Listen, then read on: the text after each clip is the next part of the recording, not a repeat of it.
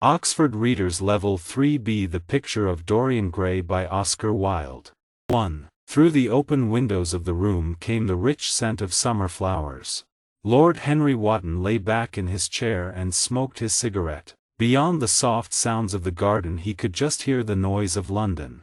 In the center of the room there was a portrait of a very beautiful young man, and in front of it stood the artist himself, Basil Hallward. "It's your best work, Basil, the best portrait that you've ever painted," said Lord Henry lazily. "You must send it to the best art gallery in London."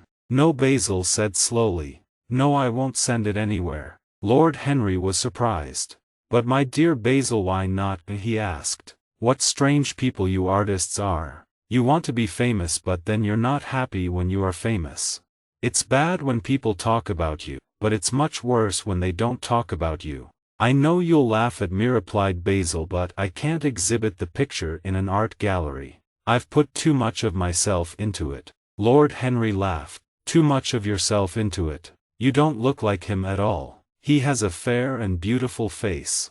And you, well, you look intelligent of course, but with your strong face and black hair you are not beautiful." "You don't understand me, Harry," replied Basil. Lord Henry's friends always called him Harry. "Of course I'm not like him," Basil continued. "In fact, I prefer not to be beautiful. Dorian Gray's beautiful face will perhaps bring him danger and trouble." "Dorian Gray? Is that his name?" asked Lord Henry. "Yes. But I didn't want to tell you." "Why not?" "Oh, I can't explain," said Basil. "When I like people a lot I never tell their names to my other friends. I love secrets, that's all." "Of course," agreed his friend. "Life is much more exciting when you have secrets.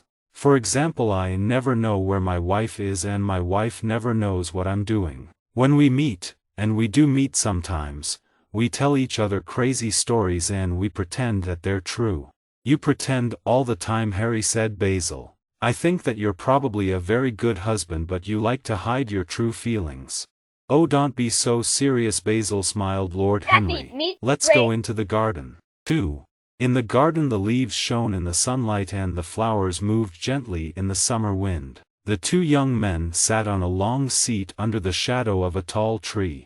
"Before I go," said Lord Henry, "you must answer my question, Basil. Why won't you exhibit Dorian Gray's portrait in an art gallery?" He looked at his friend and smiled. "Please give me the real reason now. Not the answer that you gave me before."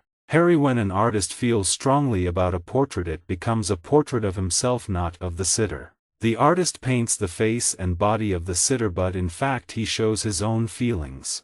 The reason why I won't exhibit this portrait is because I'm afraid it shows the secret of my heart." Lord Henry laughed. "And what is this secret of your heart?" His friend was silent. Lord Henry picked a flower and looked at it with interest. "2 months ago," Basil said at last, "I was at a party at Lady Brandon's house. I was talking to friends when I realized that someone was watching me. I turned and saw Dorian Gray for the first time. We looked at each other and I felt a sudden very strong fear. I felt that this person could change my life, could bring me happiness, and unhappiness. Later Lady Brandon introduced us. We laughed at something that she said and became friends at once." He stopped. Lord Henry smiled. "Tell me more," he said. "How often do you see him?" "Every day," answered Basil. "I'm not happy if I don't see him every day. He's necessary to my life." "But I thought you only cared about your art," said Lord Henry. "He is all my art now," replied Basil seriously. "Since I met Dorian Gray the work that I've done is good, the best work of my life. Because of him I see art in a different way, a new way. When I'm with him I paint wonderful pictures." "Basil, this is extraordinary. I must meet Dorian Gray," said Lord Henry. Basil got up and walked up and down the garden. "So that's my secret. Dorian doesn't know about my feelings. And I can't let people see the portrait because it shows what's in my heart. There's too much of myself in it, Harry, too much." Lord Henry looked at Basil's face before he spoke. "Tell me, does Dorian Gray care about you?" The artist thought for a few moments. "He likes me," he said at last. "I know he likes me.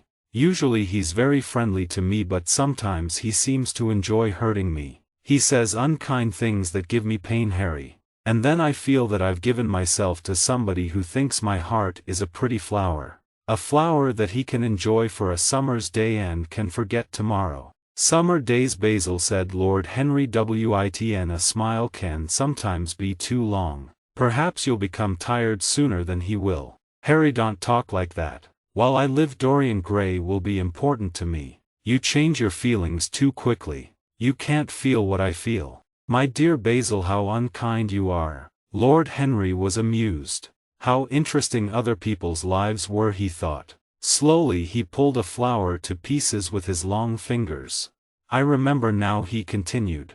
I think my aunt knows Dorian Gray. I'd like to meet him very much. But I don't want you to meet him, said Basil. A servant came across the garden towards them. Mr. Dorian Gray has arrived, sir, he said to Basil.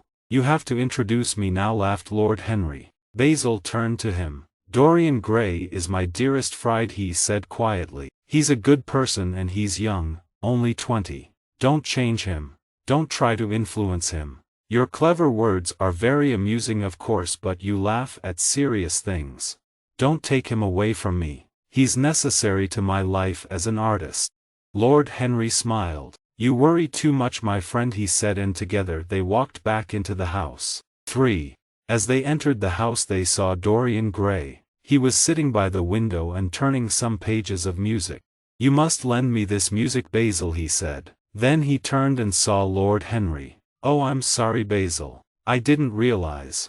Dorian, this is Lord Henry Wotton, said Basil. He's an old friend of mine. Dorian Gray shook hands with Lord Henry, and while they talked Lord Henry studied the young man. Yes, he was very good-looking indeed, with his bright blue eyes and his gold hair. He had an open, honest face. There were no dark secrets in that face. Lord Henry could understand Basil's feelings for him. Basil was getting his paints ready. Now he looked at Lord Henry. Harry, he said, I want to finish this portrait of Dorian today. I'm afraid I must ask you to go away. Lord Henry smiled and looked at Dorian Gray. Should I go, Mr. Gray? He asked. Oh, please don't leave, Lord Henry. Basil never talks when he's painting and it's so boring. Please stay. I'd like you to talk to me. Well, Basil? Lord Henry asked. The artist bit his lip. Very well, Harry. Stay, if you must. While Basil painted, Lord Henry talked and the young man listened. The words filled Dorian's head like music, wild, exciting music. What a beautiful voice Lord Henry has, he thought. They are only words, but how terrible they are. How bright and dangerous. You cannot escape from words. Dorian began to understand things about himself that he had never understood before. Why had he never seen himself so clearly, he wondered. Lord Henry watched Dorian and smiled. He knew when to speak and when to be silent. He felt very interested in this young man with his wonderful face.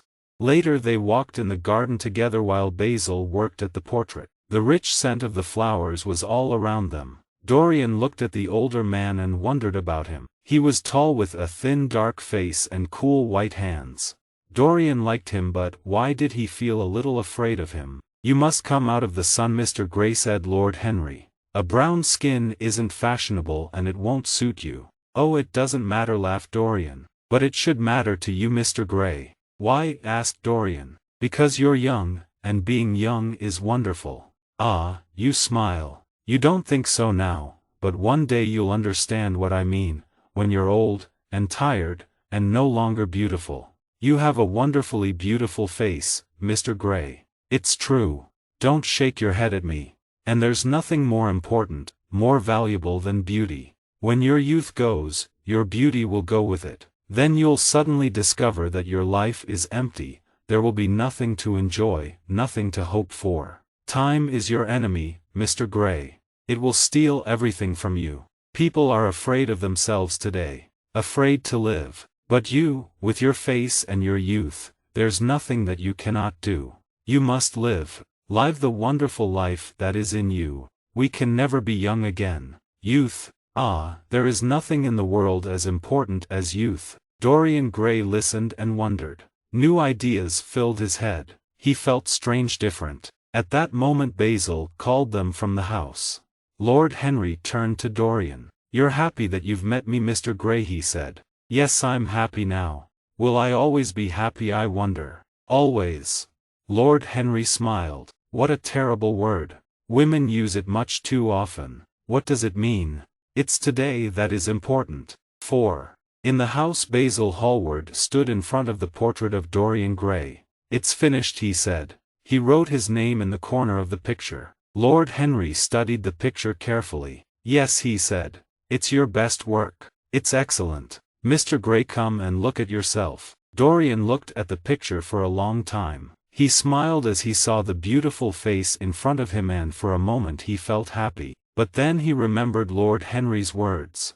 How long, he thought, will I look like the picture? Time will steal my beauty from me. I will grow old, but the picture will always be young. And his heart grew cold with fear. Don't you like it, Dorian? Asked Basil at last. Of course he likes it, said Lord Henry. It's a very fine work of art. I'd like to buy it myself. It's not mine to sell, Harry. The picture is Dorian's. I wish, cried Dorian suddenly, I wish that I could always stay young and that the picture could grow old. Lord Henry laughed. I don't think you would like that, Basil, would you? No, I wouldn't like it at all, agreed Basil with a smile. Dorian turned his face red and angry. Yes, you like your art better than your friends, he said to Basil. How long will you like me? Only while I'm beautiful, I suppose. Lord Henry is right. Youth is the most important thing in the world. Oh, why did you paint this picture? Why should it stay young while I grow old? I wish the picture could change and I could stay as I am. I would give anything, yes, anything for that. He hid his face in his hands.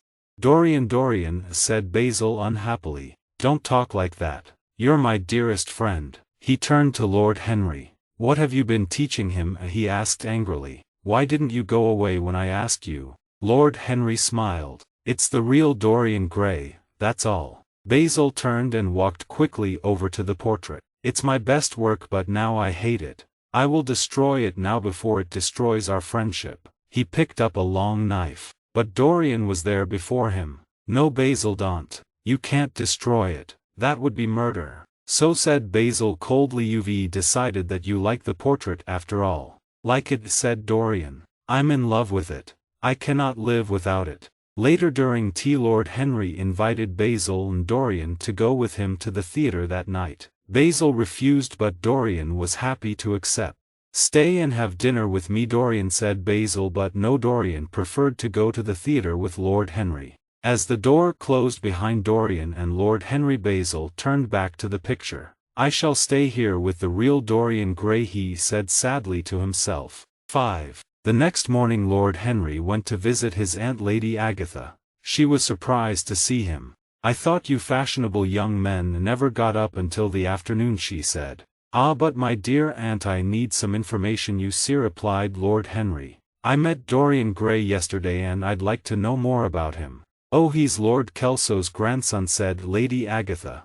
His mother was Lady Margaret Devereux, a very beautiful woman. She ran away from home to marry a poor soldier. He was killed a few months later and she died soon after her son was born. She was a lovely woman. Dorian Gray has her beauty and he will, I understand, have his grandfather's money. He is, agreed Lord Henry, extraordinarily good-looking. Come to lunch, invited his aunt. Dorian Gray will be here and you can meet him again. I'd love to come, smiled Lord Henry. As he left, Lord Henry thought about this sad story. He became more interested than ever in this beautiful young man Dorian Gray. He remembered the night before when Dorian had watched him with his bright blue eyes, half wondering, half enthralled. He does not yet know himself, thought Lord Henry with a smile. But I can teach him. Yes, I can influence him in any way that I please.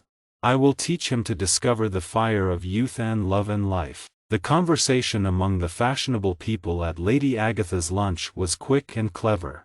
Lord Henry talked in his lazy, amusing way and knew that Dorian Gray was watching and listening. After a while the conversation turned to a friend's plans to marry an American girl. Why can't these American women stay in their own country? They're always telling us that it's a paradise for women, said Lord Burden. It is, said Lord Henry. That's the reason why they're so happy to escape from it. They say, laughed the man next to Lady Agatha, that when good Americans die they go to Paris.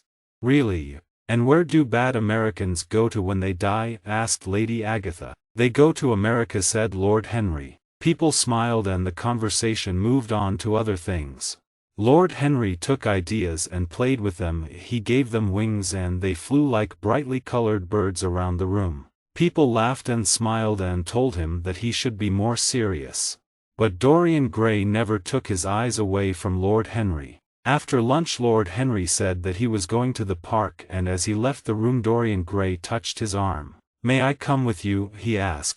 "But I thought you'd promised to go and see Basil Hallward," Lord Henry replied. "Yes, but I'd prefer to come with you." "Please let me," said Dorian. "I want to listen to you talking. Nobody speaks as well as you do." I've talked enough for today." Lord Henry smiled. "But you may come with me if you want to." 6. One afternoon a month later Dorian Gray visited Lord Henry. Dorian was excited and his eyes were shining. "Harry," he began, "I'm discovering life. I'm doing everything that you told me to do. I'm in love." "Who are you in love with?" asked Lord Henry calmly. "With an actress." "Oh, everybody's in love with an actress at some time in their lives," said Lord Henry. "No, Harry, this is different. She's wonderful. Her name's Sybil Vane and one day she'll be a very famous actress. She really is extraordinarily clever." "My dear boy," said Lord Henry in his lazy voice, "no woman is extraordinarily clever. Women have nothing to say but they say it beautifully. There are only 5 women in London who can give you real conversation. But tell me about your wonderful actress. How long have you known her?" "Harry, I'll tell you all about her, but you must promise not to laugh." Lord Henry listened and smiled. Dorian had discovered an old dirty theatre in a poor street in London. He had gone in to look for adventure but had found love, he told Lord Henry. The play had been Shakespeare's Romeo and Juliet. Romeo was a fat old man with a terrible voice, but Juliet, oh Harry, she was about 17 with dark brown hair and a face like a flower. She was the loveliest girl that I'd ever seen in my life and her voice was like music. I love her, Harry. She's everything to me. Every night I go to see her in different plays and she's always wonderful. That's the reason, I suppose, why you never have dinner with me now," said Lord Henry. "But Harry, you and I see each other every day. We always have lunch together," said Dorian in surprise. "I have to go and see Sybil in the theatre every night. You and Basil must come with me to see her. Then you can see yourself how wonderful she is. Come tomorrow." "Very well, my dear." "Dorian will come and watch your Juliet. But you'll be in love many times, you know. This is only the beginning." After Dorian had gone Lord Henry smiled to himself. How amusing it was to watch this young man, he thought. He was very different now from the frightened boy in Basil Hallward's house. He had opened like a flower in the sun and was learning to enjoy every pleasure in life. "And it is I," thought Lord Henry, "who have taught him how to do this."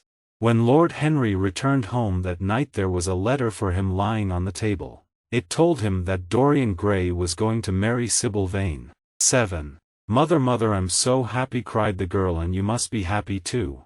Mrs. Vane put her thin white hands on her daughter's head. "I'm only happy when I see you in the theatre," she said. "And we are poor. We need the money, don't forget that. What do we know about this young man? You don't know his real name or anything about him." "No, but I call him Prince Charming. He's everything to me. I love him and he loves me. Oh mother, let me be happy." "You're too young to think of love," said her mother. She looked at her daughter's lovely face and tried to warn her of the dangers of love, but the girl did not listen. She was locked in her prison of love. At that moment the girl's brother entered the room. He was a heavy dark young man, not at all like his sister. "I've heard about a gentleman who visits you every night at the theatre," he said to his sister. "Who is he? What does he want?" "Oh James, don't be angry with me today," cried Sybil. "You're leaving for Australia tomorrow and today is your last day. Come for a walk with me in the park. I'll go and get ready." She danced out of the room and her mother and brother could hear her singing as she ran upstairs. James Vane turned to his mother. "My new life as a sailor will keep me away from England for many years," he said. "But I don't like to leave Sybil alone." "Sybil has me, her mother, you know," said Mrs. Vane quietly. "Then take care of her." James Vane gave his mother a long hard look. "If that man hurts my sister I'll find him and kill him like a dog." 8. As they waited for Dorian Gray the next night, Lord Henry and Basil Hallward discussed Sybil Vane. Basil had not been happy at the news of Dorian's marriage plans. An actress, he had cried. But Dorian is a gentleman, the grandson of Lord Kelso. He can't marry an actress. Why not? Lord Henry had said coolly. He'll love her wildly for 6 months and then suddenly he'll be in love with another woman. It will be very amusing to watch. But when Dorian arrived and told the story of his love, Basil became a little happier. You're right, he told Dorian. The woman that you love must be wonderful. I can see already that she's changed you. Yes, said Dorian happily. Yes, Sybil has changed me. From this moment I shall be good. I'll never listen again, Harry, to your dangerous ideas about life and pleasure. Lord Henry smiled. Ah, he said, when we are happy we are always good, but when we are good we are not always happy. Basil Hallward shook his head at this, but Dorian laughed. You cut life to pieces with your clever words, Harry. The theatre was crowded and noisy, but when Sybil Vane appeared everyone became silent. She was one of the most beautiful girls that Lord Henry had ever seen. Lovely, lovely, he said softly. But although Sybil looked beautiful, her voice sounded unnatural. She spoke Juliet's words, but there was no feeling in them. Her voice was lovely, but it took away all the life from the words. People in the theatre began talking loudly, and after half an hour Lord Henry stood up and put on his coat. She's very beautiful, Dorian, but she's not an actress, he said. Let's go. I think that Miss Vane must be ill, added Basil. We'll come another night. Dorian did not look at them. Go away. I want to be alone, he said miserably, and as his friends left he covered his face with his hands. When the play came to its painful end, Dorian went to see Sybil. I wasn't a very good Juliet tonight, she said, and looked at him with love in her eyes. You were terrible, said Dorian coldly. My friends were bored. I was bored. I suppose you were ill. She did not seem to hear him. Dorian, she cried, before I knew you the theatre was my only life. I thought that it was all true. I knew nothing but shadows, and I thought that they were real. But you've taught me the difference between art and life. How can I pretend to be Juliet, to feel Juliet's love, when I know now what true love is? Dorian turned his face away from her. But I loved you for your art, because you were a wonderful actress, he said. His voice was hard. You have killed my love. Without your art you are nothing. I never want to see you again. Sybil's face was white with fear. You're not serious, are you, Dorian? She asked. She touched his arm with her small gentle hand. Don't touch me, he shouted angrily. He pushed her away and she fell to the floor and lay there like a broken bird. Dorian, please don't leave me, she cried. I love you better than anything in the world. Don't leave me. Dorian Gray looked down at her with his beautiful eyes. There was no love or gentleness in his face. I'm going, he said at last.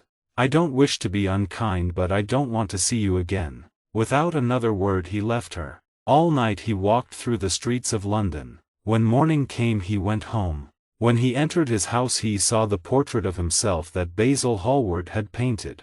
There was something different about it, he thought. The face had changed. There was something unkind and cruel about the mouth. It was very strange. He picked up a mirror and looked at his own face, and then looked again at the face in the portrait. Yes, it was different. What did this change mean? Suddenly he remembered his wish in Basil Hallward's house, his wish that he could stay young but the picture could grow old. The idea was impossible, of course. But why did the face in the picture have that cruel, unkind mouth? Cruel. Had he been cruel to Sybil Vane? He remembered her white, unhappy face as she lay at his feet. But she had hurt him too. No, Sybil Vane was nothing to him now.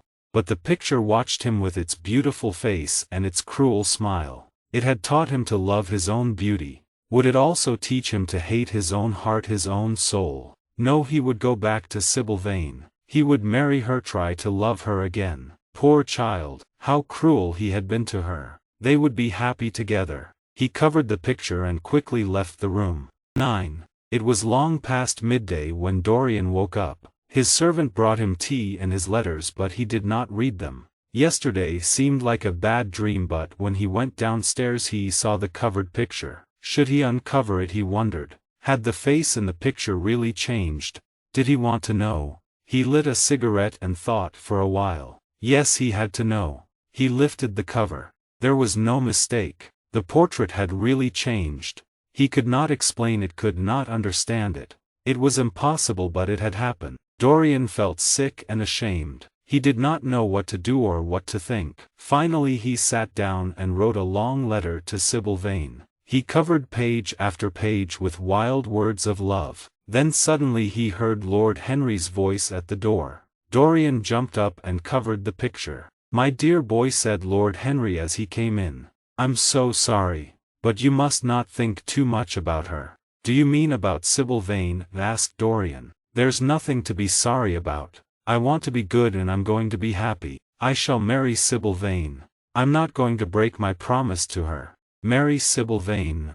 Lord Henry stared at Dorian. "Didn't you get my letter?" "I haven't read my letters today," said Dorian slowly. Lord Henry walked across the room and took Dorian's hands in his own. "Dorian," he said quietly, "don't be frightened. My letter told you that Sybil Vane is dead. She killed herself at the theater last night." No, that's impossible," cried Dorian. He pulled his hands away and stared at Lord Henry with wild eyes. "This is terrible, Harry. I have murdered Sybil Vane." "She killed herself," said Lord Henry calmly. "You didn't murder her. She killed herself because she loved you. It's very sad, of course, but you mustn't think too much about it. You must come and have dinner with me. Harry, listen. Last night I told her that I didn't want to see her again. But after I left her I realized how cruel I had been. I decided to go back to her to marry her. And now she is dead. Harry, what shall I do? You don't know the danger that I am in." "My dear Dorian," said Lord Henry, "marriage with Sybil Vane was not for you. No, marriages like that are never successful. The man quickly becomes unhappy and bored. Of course he's kind to his wife. We can always be kind to people that we're not interested in. But the woman soon discovers that her husband is bored. And then she either becomes terribly unfashionable or wears very expensive hats that another woman's husband has to pay for." The young man walked up and down my room. "I suppose that's true," he said unhappily. "But Harry, I don't think that I'm cruel. Do you?" Lord Henry smiled. He told Dorian Gray what he wanted to hear. And then he told him clever, amusing stories about the women that he himself had loved. He said that Sybil Vane's death was a beautiful end to a love story for an actress. The girl never really lived, he continued, so she never really died. Don't cry for Sybil Vane. She was less real than Juliet. After a while Dorian Gray looked up. "You have explained me to myself, Harry," he said slowly. "How well you know me. But we won't talk of this again. It's been a wonderful lesson for me. That's all."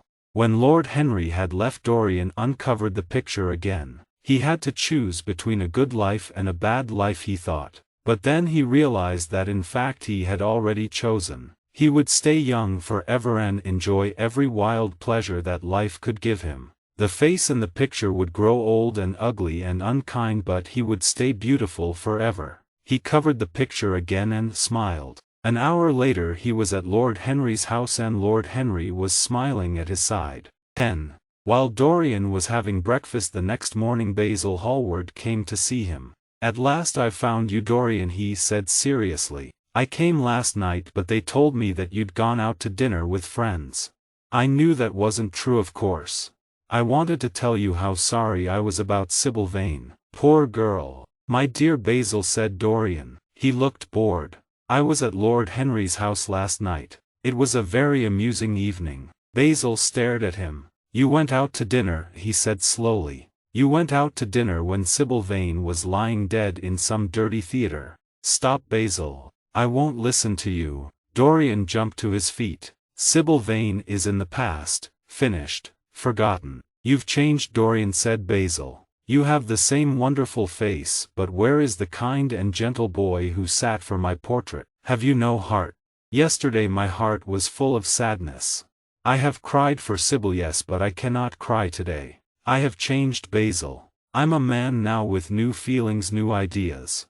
Don't be angry with me. I am what I am. There's nothing more to say." Basil watched him sadly. "Well, Dorian," he said at last, "I won't speak of poor Sybil again. But will you come and sit for another portrait soon? No. Never, said Dorian quickly. It's impossible. But why? Asked Basil, very surprised. And why have you covered the portrait? He walked across the room towards the painting. Dorian cried out in fear and ran between Basil and the portrait. No, Basil, you must not look at it. I don't want you to see it. His face was white and angry. If you try to look at it, I'll never speak to you again. The artist stared at him. Why can't I look at my own work? He asked. I'm going to exhibit it in an art gallery in Paris soon. Dorian tried to hide his fear. But you told me that you would never exhibit the picture. Why have you changed your mind? He came closer to Basil and looked into his face. Tell me why, he said. Basil turned away. After a while he said slowly, I see that you too have noticed something strange about the picture. Dorian, you changed my life as an artist from the moment when I met you. You became very important to me. I could not stop thinking about you. And when I painted this portrait I felt that I'd put too much of myself into it. I could not let other people see it. He was silent for a moment, then turned back to Dorian. Perhaps you're right. I cannot exhibit this picture, but will you let me look at it again? No, never. The artist smiled sadly. Well, I've told you my secret now. Try to understand me, Dorian. You've been the one person in my life who has really influenced my art. As he left the room, Dorian Gray smiled to himself. What a dangerous moment that had been. Poor Basil. Although he had told his own secret, he had not discovered Dorian's secret. But the picture, he must hide it away at once. No one must ever see it again. He had the covered portrait carried upstairs to a small room at the top of the house. Then he locked the door and kept the key himself. He felt safe now because only his eyes would see the terrible changes in that beautiful face. When he returned to the room downstairs, he picked up a book that Lord Henry had lent him. He sat down and began to read. It was the story of a Frenchman who had spent his life searching for beauty and pleasure of all kinds, both good and bad. Dorian read for hours. It was a frightening book full of strange ideas and dangerous dreams that slowly became real for Dorian. Dorian read this book many times. In fact, he could not stop reading it, and over the years it became more and more interesting to him. He felt that the Frenchman's life was a mirror of his own. 11. And so the years passed. But time did not touch the face of Dorian Gray. That wonderful beauty, the beauty that Basil Hallward had painted, never left him. He enjoyed the life of a rich and fashionable young man. He studied art and music and filled his house with beautiful things from every corner of the world. But his search for pleasure did not stop there. He became hungry for evil pleasures. He became more and more in love with the beauty of his face, more and more interested in the ugliness of his soul. After a while, strange stories were heard about him, stories of a secret, more dangerous life. But when people looked at that young and good-looking face, they could not believe the evil stories. And they still came to the famous dinners at his house, where the food and the music and the conversation were the best in London. But behind the locked door at the top of the house, the picture of Dorian Gray grew older every year. The terrible face showed the dark secrets of his life. The heavy mouth, the yellow skin, the cruel eyes, these told the real story. Again and again Dorian Gray went secretly to the room and looked first at the ugly and terrible face in the picture, then at the beautiful young face that laughed back at him from the mirror. After his 25th year, the stories about him became worse. He was sometimes away from home for several days. He was seen fighting with foreign sailors in bars. He was friendly with thieves. And in the houses of fashionable people, men sometimes turned away when he entered a room. Women's faces sometimes went white when they heard his name. But many people only laughed at these stories. Dorian Gray was still a very rich and fashionable man, and the dinners at his house were excellent. People agreed with Lord Henry, who once said in his amusing way that a good dinner was more important than a good life. As the months and years passed, Dorian Gray grew more and more afraid of the picture. He both hated it and loved it, and he became more and more afraid that someone would discover his secret. For weeks he tried not to go near it, but he could not stay away from it for long. Sometimes when he was staying in friends' houses, he suddenly left and hurried back to London. He wanted to be sure that the room was still locked and the picture was still safe. At one time he used to spend winters with Lord Henry in a little house in Algiers, but now he no longer traveled outside England. His fear grew stronger every year, and as time passed the face in the picture grew slowly more terrible. 12. It was the 9th of November, the evening before his 38th birthday. Dorian Gray was walking home from Lord Henry's house when he saw Basil Hallward. He felt strangely afraid and tried to pretend that he had not seen him, but Basil hurried after him. "Dorian," he called. "What extraordinary luck. I'm catching the midnight train to Paris and I wanted to see you before I left. I'll be away from England for 6 months. He put his hand on Dorian's arm. "Look, we're near your house. May I come in for a moment? I have something to say to you." "Of course. But won't you miss your train?" asked Dorian lazily as he walked up the steps to his door. "I have plenty of time. It's only 11 o'clock. They went in and sat down by the fire. "Now, my dear Dorian, I want to speak to you seriously," Basil began. "I must tell you that people in London are saying the most terrible things about you." Dorian lit a cigarette and looked bored. "I don't want to know anything about it. It doesn't interest me." "But it must interest you," Dorian said. "Basil, every gentleman is interested in his good name. Of course, when I look at you I know that these stories can't be true.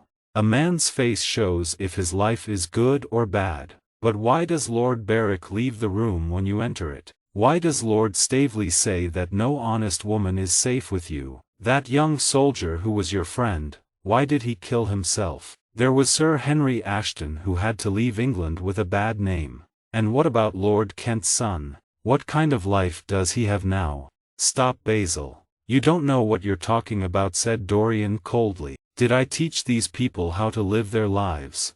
And the people who tell these stories, are their lives any better than mine? And there are other stories too," continued Basil. "Are they true? Can your life really be so bad, so evil? You were a fine young man once, but now when I hear these stories I wonder, do I know you at all? What has happened to the real Dorian Gray? I think I would have to see your soul before I could answer those questions." "The real Dorian Gray?" asked Dorian quietly, his face white with fear. "Yes," said the artist sadly, "but only God can see your soul." A terrible laugh came from the younger man. "Come, Basil," he cried, "come with me. I will show you what only God can see." "Why not? It's your own work. You've talked enough about evil. Now you must look at it." He took Basil upstairs to the locked room. Inside he turned to the artist with smiling lips and cold hard eyes. "You're the one man in the world who should know my secret. Are you sure that you want to?" "Yes." "Then uncover that picture, Basil, and you will see my soul." A cry of horror came from the artist when he saw the terrible face in the portrait. How could that evil and unlovely face be Dorian Gray's? But yes, it was. He went nearer to the picture. It could not be the portrait that he had painted. But yes, there was his name written in the corner. He turned and looked at Dorian Gray with the eyes of a sick man. "What does this mean?" he asked at last. "When you finished the portrait," replied Dorian, "I made a wish." "I remember, yes," said Basil. "You wished that the picture could become old and that you could stay young. But this," he stared again at the picture, "this is impossible. And you told me that you destroyed the picture. I was wrong. It has destroyed me." "My God, Dorian," cried the artist. "If this is true, if this is the face of your soul, then you are more evil than the worst of the stories about you." He sat down at the table and put his face in his hands. "You must ask God for his help." "It's too late, Basil." "It's never too late, Dorian. Look at that terrible face. Look at it." Dorian turned and stared at the face in the picture, and suddenly he hated Basil more than he had ever hated anyone in his life. Basil now knew his secret and had seen the real Dorian Gray. Violent feelings burned inside Dorian. He picked up a knife from the table. Then the hate inside him exploded, and like a wild animal he ran towards Basil and dug the knife into the artist's neck again and again and again. The murdered man's head fell forwards and the blood ran slowly across the table and down onto the floor. Dorian stood and listened. He could hear nothing, only the drip of blood onto the floor. He went to the window and looked down into the street. He felt strangely calm. The friend who had painted his portrait had gone out of his life. That was all. He locked the door behind him and went quietly downstairs. His servants were all in bed. He sat down and began to think. No one had seen Basil in Dorian's house tonight. Paris. Yes. Basil had gone to Paris, of course, so it would be 6 months before people asked where he was. 6 months. That was more than enough time. Dorian walked up and down the room. Then he took out a book from his desk and began to search for a name. Alan Campbell. Yes, that was the name that he wanted. 13. The next morning Dorian wrote 2 letters. He put one of them into his pocket and he gave the other to his servant. "Take this to Mr. Campbell's house at once," he said. While Dorian waited, he picked up a book and tried to read. But after a time the book fell from his hand. Perhaps Alan Campbell was out of England. Perhaps he would refuse to come. He was a very clever scientist and 5 years ago he and Dorian had been good friends. But now Alan never smiled when he met Dorian. Each minute seemed an hour to Dorian, but at last the door opened. Dorian smiled. "Alan," he said, "thank you for coming. I never wanted to enter your house again, but your letter said that it was a question of life and death," said Alan Campbell. His voice was hard and cold. "Yes, Alan, it is. Please sit down." Across the table the 2 men's eyes met. Dorian was silent for a moment, then very quietly he said, "Alan, in a locked room upstairs there is a dead body. I want you to destroy it. There must be nothing left. I know you can do this. I don't want to know your terrible secrets." "I refuse to help you," Campbell replied. "But you must, Alan. You're the only person who can help me." Dorian smiled sadly. He took a piece of paper, wrote something on it and pushed it across the table to Campbell. As Campbell read the piece of paper his face went white. He looked at Dorian with hate and fear in his eyes. "I'm so sorry for you, Alan," said Dorian gently. "I've already written a letter and if you don't help me I'll have to send it. But I think that you will help me." Campbell put his face in his hands and was silent for a long time. Dorian waited. "I'll need some things from my house," Campbell said at last. Dorian sent his servant to fetch the things that Campbell needed and the 2 men waited silently. When the servant returned, Dorian took the scientist upstairs to the locked room. As they entered, Dorian remembered that the portrait was uncovered. He turned to cover it, then stopped and stared in horror. One of the hands in the picture was red with blood. For Dorian this was more terrible than the dead body in the room. With shaking hands he quickly covered the picture. "Leave me now," ordered Campbell. 5 hours later Campbell came back downstairs.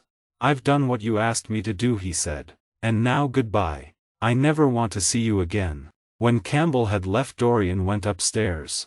There was a terrible smell in the room, but the dead body had gone. 14. Later the same evening DorianGray was at a party. He smiled and talked and looked as young and as good-looking as ever. But his head ached and at dinner he could not eat anything. When Lord Henry asked him if he felt unwell, Dorian said that he was tired and would go home early. At home he felt worse. Although the room was warm his hands shook with cold. He wanted to forget for a while, to escape from the prison of his real life and to lose himself in dreams. At midnight, in old dirty clothes, he left the house again and went to the East End of London. There he knew places where he could get opium, dark evil places where people bought and sold the beautiful terrible dreams of opium. He had been there many times before. He found the house that he was looking for and went into a long low room. Men were lying on the dirty floor, a sailor was asleep on a table and 2 women were drinking at the bar. As Dorian hurried up the narrow stairs the sweet heavy smell of opium came to meet him and he smiled in pleasure. But in the room he saw a young man who had once been his friend. He turned away and went downstairs again to drink at the bar. One of the women spoke to him. "Don't talk to me," said Dorian angrily and walked towards the door. "I remember you. You're Prince Charming, aren't you?" she shouted after him. The sleeping sailor woke up when he heard these words and as Dorian left the house the sailor hurried after him. Dorian walked quickly along the road, but as he reached a corner hands closed around his neck. A man pulled him backwards and pushed him against a wall. Dorian fought wildly and pulled the hands away. Then he saw the gun in the man's hand. "What do you want?" he said quickly. "Keep quiet," said the man. "If you move I'll shoot you." "You're crazy. What have I done to you?" "You destroyed the life of Sybil Vane," answered the sailor, "and Sybil Vane was my sister. She killed herself because of you. I've been looking for you for years, but I only knew the name that she used to call you, Prince Charming. Well, tonight I heard your name, and tonight you're going to die." Dorian Gray grew sick with fear. "I never knew her. I've never heard of her." "You're crazy," he cried. Suddenly he had an idea. "How long ago did your sister die?" he asked. 18 years ago," James Vane replied. "Why do you ask me?" 18 years, laughed Dorian Gray. "Take me to the light and look at my face." James Vane stared at Dorian. Then he pushed him towards the light, and in the light he saw the face of a boy of 20. This man was too young. He was not the man who had destroyed his sister's life. "My God," he cried. "I nearly murdered you." "Go home and put that gun away before you get into trouble," said Dorian, and he walked quickly away. James Vane stared after him in horror. Then a woman's hand touched his arm. "Why didn't you kill him?" she asked. "He's evil." "He's not the man that I'm looking for," answered the sailor. "The man who I want must be nearly 40 now. That man is only a boy." "A boy?" The woman laughed. Her voice was hard. "It's 18 years since I met Prince Charming, and his pretty face hasn't changed in all that time. It's true, I promise you." James Vane ran to the corner of the road, but Dorian Gray had disappeared. 15. A week later, Dorian Gray was at his house in the country, where he had invited Lord Henry and several other friends. Among them was the pretty Lady Monmouth and her much older husband. Lady Monmouth was amusing and clever and seemed to like Dorian Gray very much. One afternoon, as they laughed and talked together during tea, Dorian went out to fetch a flower for Lady Monmouth's dress. Lord Henry smiled at Lady Monmouth. "I hope you're not in love with Dorian, my dear. He's very dangerous." She laughed. "Oh, men are much more interesting when they're dangerous." Just then they heard the sound of a heavy fall. Lord Henry ran out of the room and found Dorian lying unconscious on the floor. When Dorian opened his eyes, Lord Henry said, "My dear Dorian, you must take care of yourself. You're not well." Dorian stood up slowly. "I'm all right, Harry. I'm all right." As he dressed for dinner in his room, Dorian remembered what he had seen, and cold fear ran through him like a knife. He had seen a face watching him at the window, and he had recognized it. It was the face of James Vane. The next day he did not leave the house. In fact, for most of the day he stayed in his room, sick with fear. Every time he closed his eyes he saw again the sailor's face. He tried to tell himself that he had dreamt it. Yes, it was impossible. Sybil Vane's brother did not know his name and was probably on his ship at sea. No, of course he had not seen James Vane's face at the window. But the fear stayed with him, dream or no dream. 2 days passed and Dorian grew less afraid. On the third day, a clear bright winter morning, Dorian joined his friends on a shooting party. With Lady Monmouth by his side, he walked to the edge of the forest where the men were shooting at birds and small animals.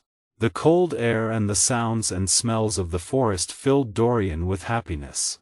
Suddenly one of the men shot into the trees near them. There were 2 cries in the morning air, the cry of an animal and the cry of a man, both in pain. There were shouts and calls from the men, and then a man's body was pulled from the trees.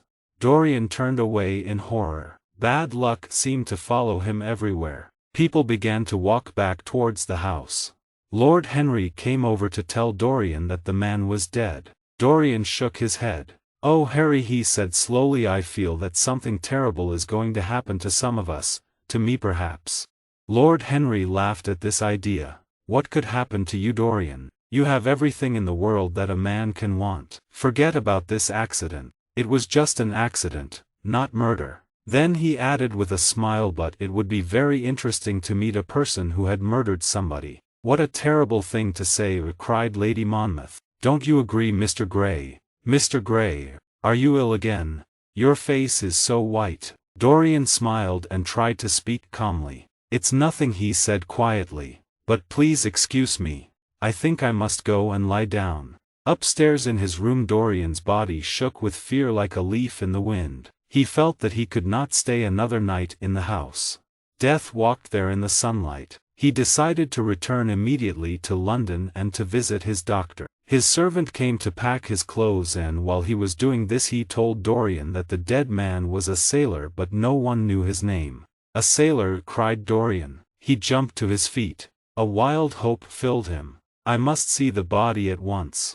He hurried to the house where the body lay, and when he uncovered the face of the dead man he saw that it was James Vane. He cried with happiness and knew that now he was safe. 16. "You're going to be good," said Lord Henry. "Don't tell me that. You're wonderful as you are. Please don't change." His long white fingers played with a flower on the table. It was spring in London and the two friends were having dinner at Lord Henry's house. Dorian Gray shook his head. "No, Harry, I've done too many terrible things in my life and I'm going to change. I began my good life yesterday in the country." "My dear boy," smiled Lord Henry, "everybody can be good in the country. There's nothing to do in the country, so it's impossible to do anything bad. But tell me, how did you begin your good life?" "There was a girl in a village. A very beautiful girl, an honest country girl. She loved me and was ready to come away with me yesterday, but I said no. I refused to destroy her young life, and I've left her as honest as I found her." Lord Henry laughed. "You've left here with a broken heart, you mean? How can she be happy now with a country boy after she has known you?" "Don't, Harry," cried Dorian. "Can you never be serious? I'm sorry that I told you now. Let's talk about other things. What's been happening in London?" "Oh, people are still discussing poor Basil and how he disappeared. I don't know why, because there are plenty of other things that they can talk about. My wife has run away with another man. Alan Campbell has killed himself." "What do you think has happened to Basil?" asked Dorian slowly. "I've no idea," answered Lord Henry. "The English police report that Basil went to Paris on the midnight train on the 9th of November, but the French police say that he never arrived in Paris at all. If Basil wants to hide himself, I really don't care. And if he's dead, I don't want to think about him. Death is the only thing that really frightens me. I hate it." "Harry, don't people say that Basil was murdered?" said Dorian. "Some of the newspapers say so," replied Lord Henry, "but who would want to murder poor Basil? He wasn't clever enough to have enemies." "What will you say, Harry, if I tell you that I murdered Basil?" asked Dorian. He watched his friend carefully. Lord Henry smiled. "No, my dear Dorian, murder wouldn't please you. You like a different kind of pleasure. And you should never do anything that you cannot talk about after dinner." He lifted his coffee cup. "What happened to the fine portrait that Basil painted of you? I haven't seen it for years. Didn't you tell me that it was stolen? What a pity." "Oh, I never really liked it," said Dorian. "I prefer not to think about it." For a while the two men were silent. Then the older man lay back in his chair and looked at Dorian with half-closed eyes. "Tell me how you have kept your youth and your wonderful beauty, Dorian. You must have some secret. I'm only 10 years older than you and I look like an old man. But you haven't changed since the day when I first met you. What a wonderful life you've had." "Yes," said Dorian slowly, "it's been wonderful, Harry, but I'm going to change it now. You don't know everything about me." His friend smiled. "You cannot change to me, Dorian. You and I will always be friends." Dorian stood up. "I'm tired tonight, Harry. I must go home. I'll see you at lunch tomorrow. Good night." At the door he stopped for a moment and looked back, but then he turned and went out without another word. 17. At home he thought about his conversation with Lord Henry. Could he really change, he wondered. He had lived an evil life and had destroyed other people's lives as well. Was there any hope for him? Why had he ever made that wish about the picture? He had kept his youth and beauty, but he had paid a terrible price for it. His beauty had destroyed his soul. He picked up a mirror and stared at his face. What was he now? A face without a heart. Suddenly he hated his own beauty and dropped the mirror on the floor, where it broke into many small pieces. James Vane, Basil Hallward, Sybil Vane, these deaths were not important to him now. It was better not to think of the past. Nothing could change that. He must think of himself. Perhaps he thought, if I live a better life the picture will become less ugly. He remembered the pretty village girl. He had not destroyed her young life. He had done one good thing. Perhaps the picture had already begun to look better. He went quietly upstairs to the locked room. Yes, he would live a good life and he need not be afraid any more of the evil face of his soul. But when he uncovered the picture he gave a cry of pain. There was no change. The face in the picture was still terrible, more hateful if possible than before, and the red on the hand seemed brighter like new blood. He stared at the picture with hate and fear in his eyes. Years ago he had loved to watch it changing and growing old, and now he could not sleep because of it. It had stolen every chance of peace or happiness from him. He must destroy it. He looked round and saw the knife that had killed Basil Hallward. Now it will kill the artist's work, he said to himself. It will kill the past, and when that is dead I will be free. He picked up the knife and dug it into the picture. There was a terrible cry and a loud crash. The servants woke and two gentlemen who were passing in the road below stopped and looked up at the house. A policeman came by and they asked him, "Whose house is that?" "Mr. Dorian Gray, sir," was the answer. The two gentlemen looked at each other, then turned away from the house and walked on. Inside the house the servants talked in low, frightened voices. After some minutes they went up to the room. They knocked, but there was no reply. They called out. Nothing. They could not open the door, so they climbed down from the roof and got in through the window. Against the wall they saw a fine portrait of the young Dorian Gray in all his wonderful youth and beauty. Lying on the floor was a dead man with a knife in his heart. His face was old and ugly and yellow with disease.